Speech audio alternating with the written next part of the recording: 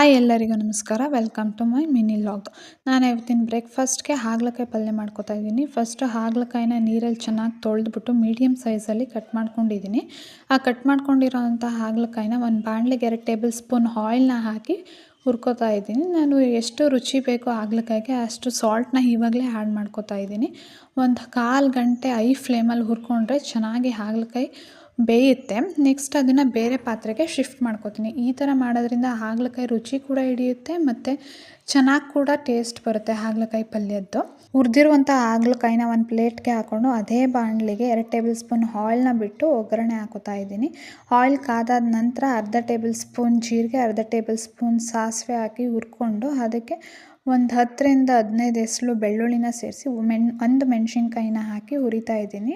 ನಾನು ಮೆಣಸಿನ್ಕಾಯಿ ಪುಡಿ ಮತ್ತು ಸಾಂಬಾರು ಪುಡಿ ಯೂಸ್ ಮಾಡೋದ್ರಿಂದ ಮೆಣಸಿನ್ಕಾಯಿನ ಒಂದೇ ಯೂಸ್ ಮಾಡ್ಕೊಂಡಿದ್ದೀನಿ.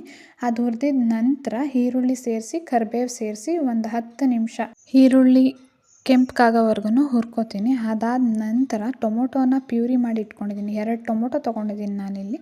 ಆ ಟೊಮೊಟೊ ಪ್ಯೂರಿನ ಇದಕ್ಕೆ ಸೇರಿಸ್ಕೊಂಡು ಒಂದು 5 ನಿಮಿಷ ಹುರ್ಕೋತೀನಿ.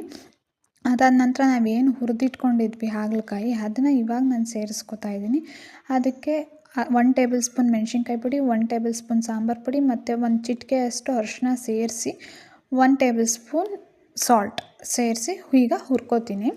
ಏನಂತ ಅಂದರೆ ಸಾಲ್ಟ್ ಫಸ್ಟೇ ನಾವು ಹಾಗಲಕಾಯಿ ಹುರಿಯೋದಕ್ಕೆ ಯೂಸ್ ಮಾಡಿರೋದ್ರಿಂದ ಇಲ್ಲಿ ಎಷ್ಟು ಬೇಕೋ ನೋಡ್ಕೊಂಡು ಅಷ್ಟೇ ರುಚಿಗೆ ತಕ್ಕಷ್ಟು ಸಾಲ್ಟ್ನ ಸೇರಿಸಿ ನೆಕ್ಸ್ಟ್ ಕಾಯಿ ತುರಿನ ಆ್ಯಡ್ ಮಾಡ್ಕೋತೀನಿ. ಮತ್ತು ಬೆಂಡೆಕಾಯಿ ಪಲ್ಯಕ್ಕೆ ಹುಣಸೆ ಹಣ್ಣಿನ ರಸ ಅಂತೂ ಕಂಪಲ್ಸರಿ ಹಾಕಲೇಬೇಕು. ಸೊ ಹುಣಸೆ ಹಣ್ಣಿನ ರಸನ ಸೇರಿಸಿ ಬೆಲ್ಲನ ಸೇರಿಸ್ಕೋತೀನಿ. ಕೈ ಬರುತ್ತಲ್ಲ ಅದರಿಂದ ಸ್ವಲ್ಪ ಬೆಲ್ಲನ ಸೇರಿಸಿ ಒಂದು 10 ನಿಮಿಷ ಹೈ ಫ್ಲೇಮಲ್ಲಿ ಹುರಿದ್ರೆ ಲಾಸ್ಟ್ಲಿ ಕೊತ್ತಂಬರಿ ಸೊಪ್ಪನ್ನ ಗಾರ್ನಿಷಿಂಗ್ ಮಾಡಿಕೊಂಡ್ರೆ ಹಾಗಲಕಾಯಿ ಪಲ್ಯ ತುಂಬ ರುಚಿಯಾಗಿ ಸ್ಪೈಸಿಯಾಗಿ ಆಗುತ್ತೆ.